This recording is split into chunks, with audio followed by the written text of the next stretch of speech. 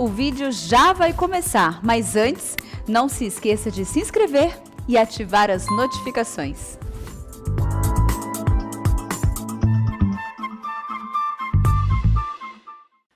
Meus irmãos, vamos abrir a palavra de Deus em Hebreus, capítulo 13, versículo 4. Nós temos que tratar de alguns assuntos que estão presentes na nossa sociedade hoje e que precisam ser tratados à luz da palavra de Deus. No primeiro culto eu falei aqui sobre preconceito racial, o pecado de ser preconceituoso. O preconceito é um pecado, primeiro, que ofende a Deus. Segundo, ofende ao próximo. E o preconceito também ofende o evangelho de nosso Senhor Jesus Cristo. Jesus Cristo veio para nos libertar de todos os preconceitos e de quebrar todas as cadeias do preconceito social.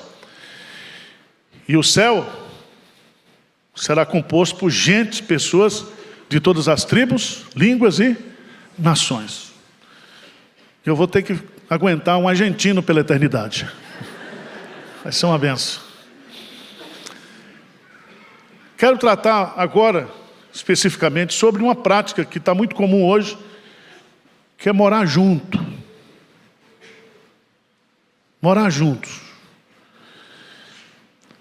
As pessoas dessa geração atual, elas estão sendo instruídas a não se casarem, mas morar junto. Morar junto é bíblico? Por que não é bíblico? Você tem que saber. O que a gente faz com o pessoal, os crentes que estão morando junto? Mata ou casa? Casa. É isso aí. Quero falar para os adolescentes, para os jovens. Nada de morar junto. Nem de fazer test drive antes do casamento. Vocês estão entendendo, né? Não pode lanchar antes de tocar a campainha. Está entendendo? Pronto. Hebreus capítulo 13, versículo 4. Vamos ler juntos, bem forte isso aqui. O que é que diz aí? Hebreus 13, 4. O que é que diz? Digno de honra entre todos seja o matrimônio, bem como o leito sem mácula, porque Deus julgará os impuros e os adúlteros. Preste atenção que viver juntos sem se casar é uma moda na atual geração. Mas o pecado que está na moda não pode ser a moda da igreja, do povo de Deus. O povo de Deus vive numa cultura como uma espécie de contracultura. Nós não podemos, como diz Moisés, seguir a multidão para praticar aquilo que é errado. O casamento cristão está sendo atacado violentamente. E o propósito da sociedade contemporânea sem Deus é destruir o conceito de família cristão.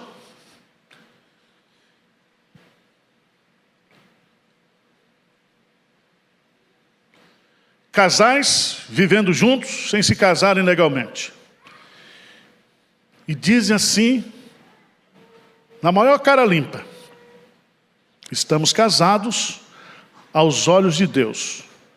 Quem precisa de um pedaço de papel? Precisa de um pedaço de papel ou de uma certidão de casamento civil. Porque Deus instituiu o casamento. Ele juntou os cônjuges, Ele criou os cônjuges. Ele foi o pai da noiva. E Ele foi o juiz que fez o casamento. Está lá em Gênesis capítulo 2. Esta mensagem não é uma mensagem de julgamento, tá? Estou julgando ninguém aqui. Mas uma palavra bíblica e pastoral para esses assuntos que nós estamos vivendo. Tem outros assuntos, como a homossexualidade. Temos outros assuntos, como a questão da bebida alcoólica. Temos outros assuntos para a gente tratar. Eu quero me dirigir aos crentes, porque nós não podemos legislar a palavra de Deus para quem não é crente. Eles não vão obedecer.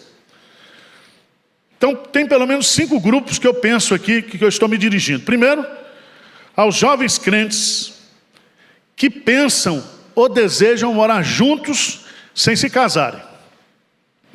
Segundo grupo, aos que estão ou já estão morando juntos sem se casarem. Terceiro grupo que está na moda, aos que estão morando juntos, mesmo em casa, o quê? Separados. Se encontram. Tu no teu cantinho e eu no meu.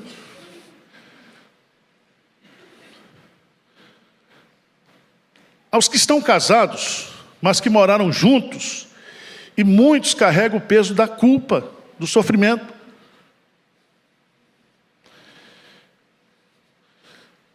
Também, um quinto grupo, aos pais crentes, que criaram os filhos nos caminhos de Deus, e que hoje estão vivendo o dissabor, a dor de ver seus filhos morando juntos sem se casarem. Porque a pior coisa para um pai crente é quando ele vê um filho vivendo fora da palavra de Deus. Esse versículo é muito importante, porque ele estabelece, diz assim, digno de honra entre todos seja o que? O matrimônio. Digno de honra. Essa expressão aqui mostra que quem mora junto sem se casar, desonra a Deus. Porque foi Deus que inventou o matrimônio. E Deus, Ele não é somente o fabricante, Ele nos deu a sua palavra, que é o manual do fabricante.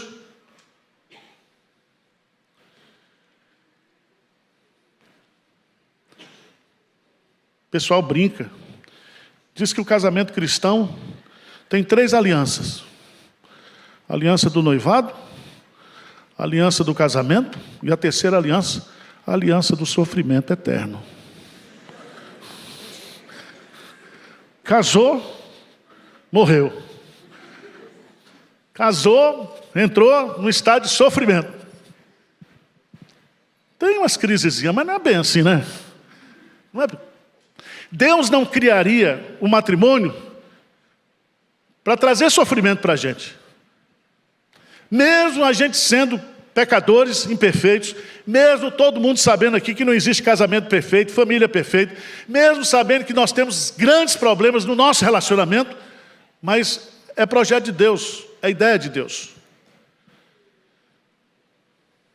Se você for para Gênesis, dá um pulinho lá, capítulo 2, versos 24 e 25, você vai descobrir que Deus, Ele é o autor do casamento.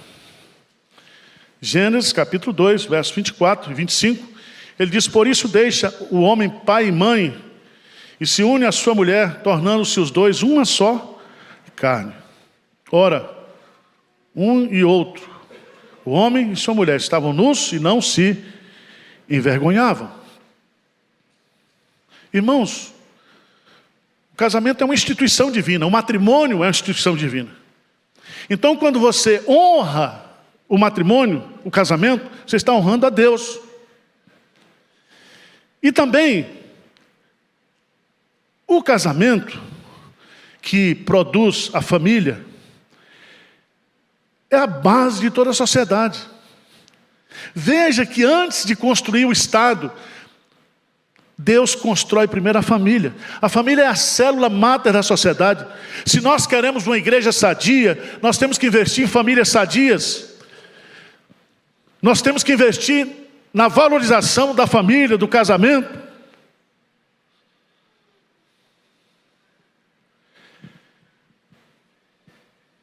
Como honrar o matrimônio? E a resposta está no texto. Veja aí, ele diz claramente, digno de honra entre todos deviam. A Suprema Corte Americana estabeleceu no final do ano de 1800 que a família é uma instituição sagrada e a parte mais importante onde a sociedade americana seria construída. Mas hoje a sociedade americana é a sociedade que tem mais pessoas vivendo juntas.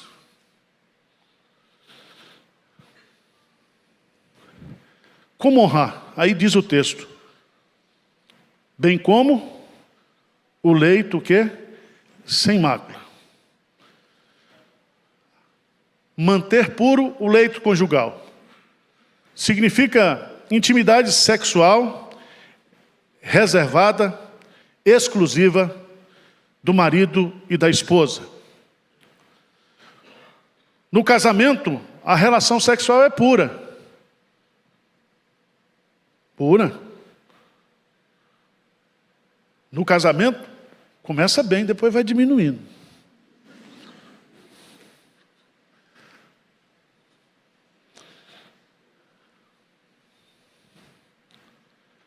A relação sexual, mesmo no casamento, ela pode ser corrompida. Por isso que, aos olhos de Deus, morar juntos sem se casar é pecado, é uma desonra, é uma ofensa a Deus. E a prova disso é o final do versículo. O que é que diz o versículo aí? Porque Deus julgará os impuros e adultos. Quando fala que Deus julgará aqui, não está mandando que vai jogar para o inferno, não, tá? Senão você diz, pastor, eu vou para o inferno porque eu casei mal, ou porque eu estou com esse pecado de relacionamento. Não, meu filho. Mas eu quero mostrar para você que a Bíblia fala que tudo aquilo que o homem semear, ele também o quê? Colherá. Se você semeia na carne, você vai colher na carne. Se você semeia no Espírito, você vai colher no Espírito. Então, uma forma de nós honrarmos o casamento, uma forma de nós estabelecermos a dignidade do casamento, é termos consciência que uma vida conjugal sem o casamento civil, sem o matrimônio, ofende a Deus. Vocês estão entendendo ou não? Segunda coisa. Segundo argumento. Quem mora juntos, sem se casar, desonra um ao outro. Não só desonra a Deus, desonra um ao outro. Veja, em 1 Coríntios, capítulo 6, versículo 18. 1 Coríntios, capítulo 6, versículo 18.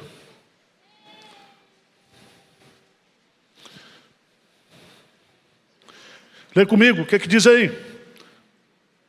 Fugir da impureza. Qualquer outro pecado que uma pessoa comete é fora do corpo. Mas aquele que pratica a imoralidade peca contra o próprio corpo.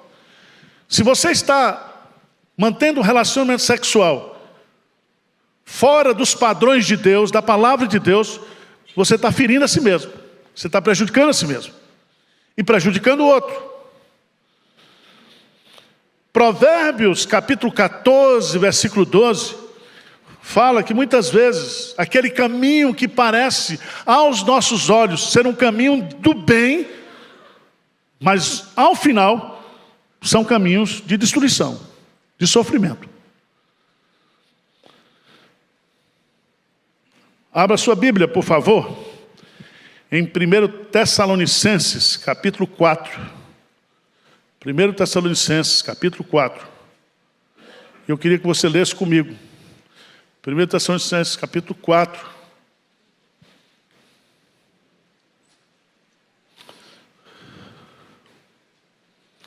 Vamos começar a partir do versículo 3. Diz assim, 1 Tessalonicenses 4, a partir do versículo 3. Pois esta é a vontade de Deus, a vossa santificação, que vos abstenhais que cada um de vós, responsabilidade sua, você, cada um de vós, saiba possuir o próprio corpo em santificação e honra. E honra. Então, não vai fazer nudes, pelo amor de Deus, está aí. Não vai pousar para Playboy, está aí. Você que é homem não vai pousar para a revista gay, está aí. O seu corpo tem que honrar quem? A Deus. E quem é responsável por isso não é o pastor, não é a igreja. Cada um de vós deve cuidar disso. Cuidado, minhas irmãs, com as fotos que as irmãs estão colocando no Facebook, na internet. Certo? Cuidado. A igreja está cheia de adolescentes. Hormônio lá em cima. Então toma cuidado. Você é responsável pela sua honra, a honra pessoal. Mas veja bem, continua o texto. Versículo 5, vamos lá, 5 e 6. Não com desejo de lascívia, como os gentios que não conhecem. Versículo 6, lê comigo, que diz: e que nesta matéria ninguém ofenda, nem defraude a seu irmão, porque o Senhor, contra todas essas coisas, como antes vos avisamos, e testificamos claramente, é o quê? O vingador. Então não defrauda a outra pessoa nessa área. A Bíblia é clara. É clara. Eu estou preocupado com o pessoal também que está se divorciando, está ficando viúvo, e está tendo uns encontros. Eu estou, a terceira idade está viajando, eu estou aqui preocupado. Se botou vigia no quarto dos... Você não sabe, está sabendo não? O ano passado, o índice de doença venérea foi mais na terceira idade do que nos adolescentes e jovens. Os velhos estão, ó. Esses bailes aí...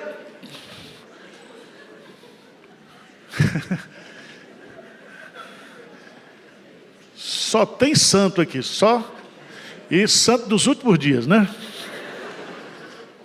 Meus irmãos, nós precisamos cuidar disso aí.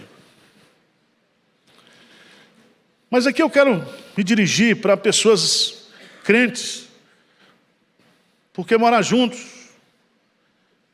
sem casar, desonra a Deus, desonra um ao outro. Mas também você desonra sua família e seus pais, se você é crente.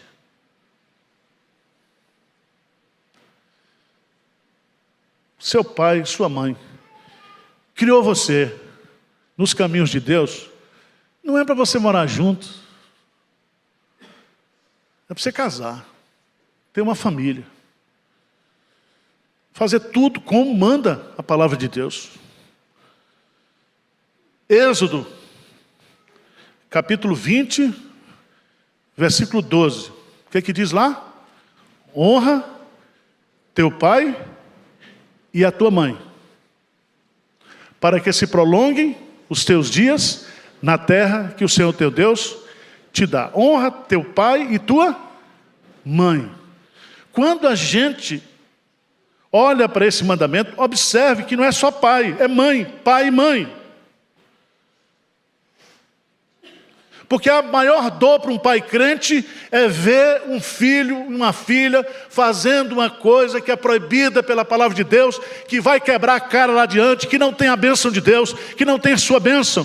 Pense nisso antes de tomar decisão. Provérbios, por favor, Provérbios, capítulo 10.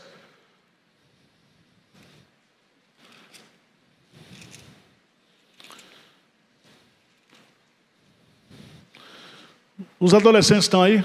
Tem adolescente aí? Levanta a mão. Pronto. Segura o tchan. Amarra o tchan.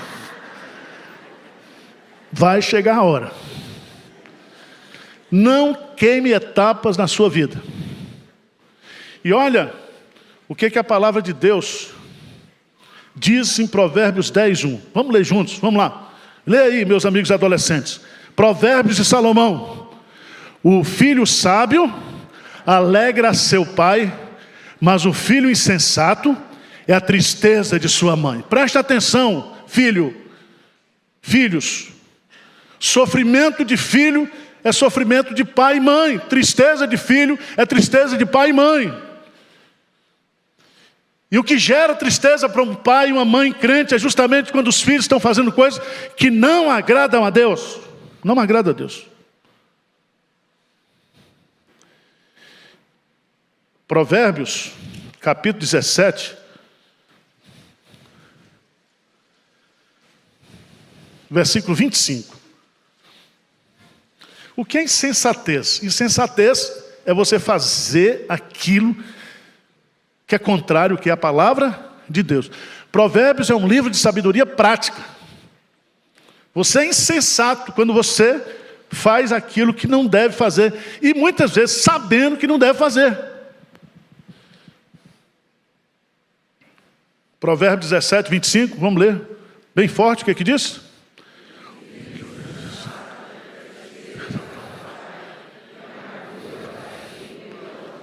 Tristeza e amargura para quem deu a luz. Você não imagina.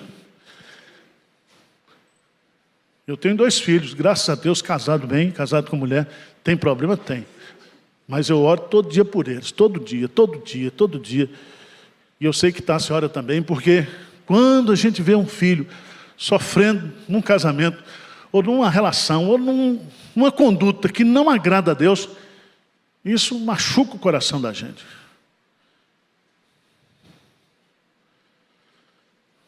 Mas eu não quero deixar vocês abatidos. Quem mora junto sem se casar, desonra a Deus. Quem mora junto sem se casar, desonra um ao outro. Quem mora junto sem se casar, desonra a sua família, seu pai, sua mãe principalmente, seus avós, seus irmãos. É uma tristeza. Como é que a gente aplica esse versículo? Primeira coisa que eu e você, eu já estou velho, não estou em tenho outras tentações, mas essas não. Eu já estou morando junto. Mas você que é jovem, você que está divorciado, você que é solteiro adulto, você que é viúvo, primeira coisa que você tem que resistir é a tentação de morar juntos. É tentação mesmo. Tá certo? Porque dependendo da sua idade, você tem uma certa autonomia financeira, você tem uma certa autonomia em todos os aspectos da sua vida, e você diz, a vida é minha, eu pago as minhas contas, tá certo? Eu amo essa pessoa, e ao amar essa pessoa, eu estou me comprometendo com ela, eu só não casei no cartório.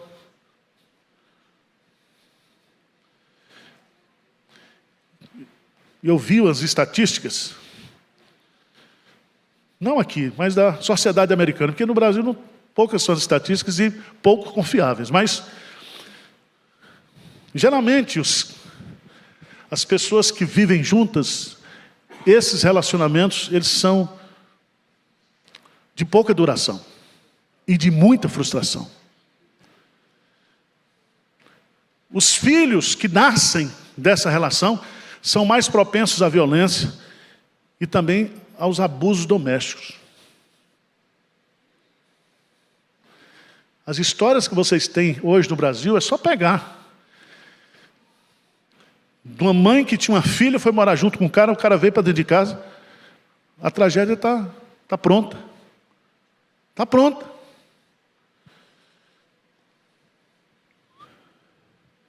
Então, resista à tentação de morar juntos. Arrependa-se diante de Deus, se vocês estão morando juntos hoje e conhecem o Evangelho de nosso Senhor Jesus Cristo. Vá ao cartório, case, que eu faço seu casamento de graça, dou uma bênção caprichada. Tá certo? Conserta. Conserta. Você já está encrencado, você já está enrolado. Ah, pastor, mas ela tem uma aposentadoria. Não tem aposentadoria que vale o preço de você viver no pecado. Que eu já vi essa história. Ah, pastor, nós estamos vivendo juntos porque eu herdei do meu marido, do viúvo, uma aposentadoria. Quer dizer, o desgramado do homem morreu e ainda deixou o problema. Arrependa-se. Diz, não está certo. Não está certo. Diante de Deus isso não está certo. Eu tenho que mostrar digno de honra. Para mim, para você, seja um matrimônio. Foi Deus que criou. Aos pais que têm filhos morando juntos. Ore, meu irmão. Ore. Na linguagem do pastor Hernandes, não desista dos seus filhos. Não desista da sua família. Ore. E não se culpe. Não fica achando, pastor, onde foi que eu errei? Eu criei na igreja, eu ensinei, eu dou o exemplo aqui, eu estou casado há tantos anos, está aqui, e não sei o quê, e papapá. E você muitas vezes pode começar a desenvolver como pai crente uma culpa, uma responsabilidade que você não tem. Porque depois de uma certa idade, os filhos tomam decisões. Não são mais decisões suas. Abra sua Bíblia, por favor, lá em Gênesis, capítulo 26.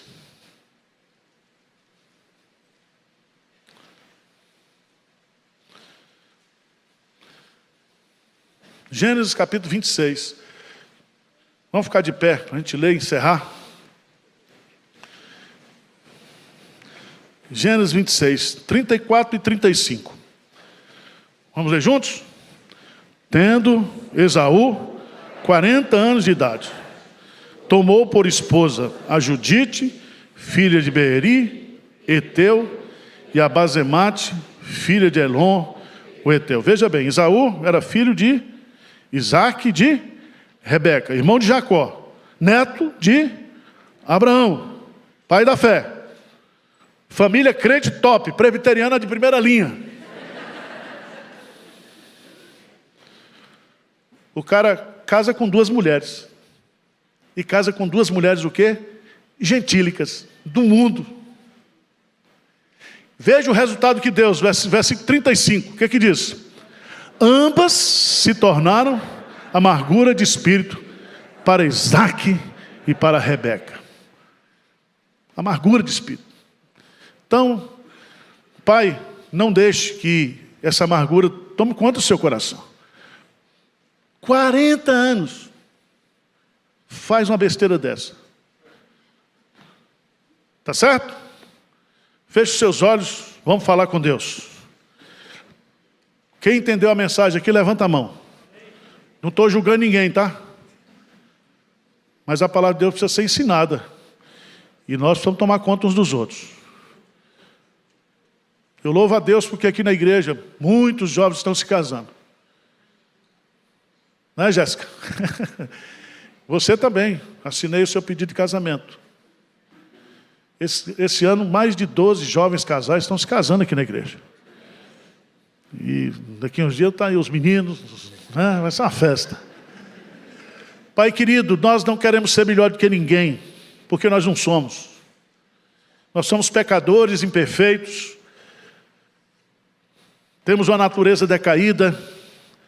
Somos tentados, ó Deus, a desobedecer a Tua palavra, o Senhor, nosso coração é inclinado para todo tipo de maldade.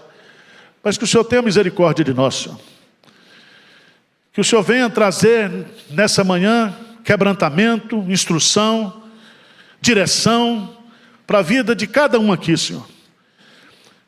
Nós não queremos fazer nada que entristeça o Teu coração, porque na Tua felicidade, ó Deus, está a nossa felicidade. É na obediência ao Senhor que nós somos abençoados e felizes. Venha, ó Deus, nos perdoar, venha nos sarar, venha nos curar, venha nos restaurar nesta manhã. É a oração que nós fazemos em nome de Jesus. Amém.